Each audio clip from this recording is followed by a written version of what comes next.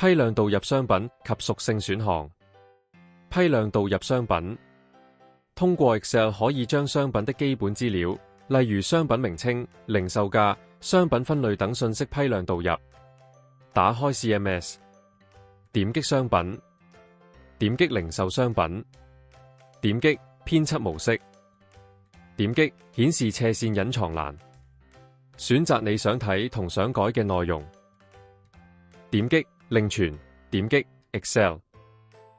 勾選當前頁面同只導出顯示列，點擊導出，打開導出咗嘅 Excel 文件，編輯商品信息，點擊導入，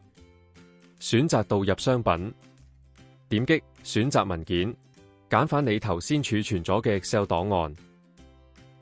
匯入成功之後，你會見到 Excel 加咗嘅新商品，黃色高亮嘅就係改過嘅地方。睇清楚冇問題之後，點擊現在更新，商品就成功導入。備註 Y 代表 Yes，N 代表 No。導入嘅 Excel 檔案入面只可以有一個工作表，如果有多個表格就會導入失敗。批量導入商品屬性選項。導入前要先創建屬性，而屬性選項，例如屬性材質嘅選項可以有鐵製、木製、塑料、布藝等，就可以通過 Excel 導入創建。打開 CMS，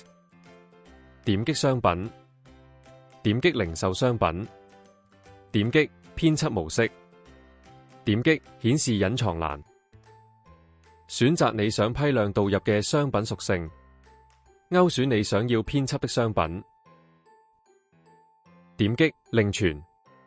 點擊 Excel， 勾選以勾選記錄同指導出顯示列，點擊導出，打開導出咗嘅檔案，喺屬性欄度修改相關嘅屬性選項，點擊導入，選擇導入商品，選擇剛才保存的 Excel。導入成功後，你就可以見到加咗嘅屬性選項。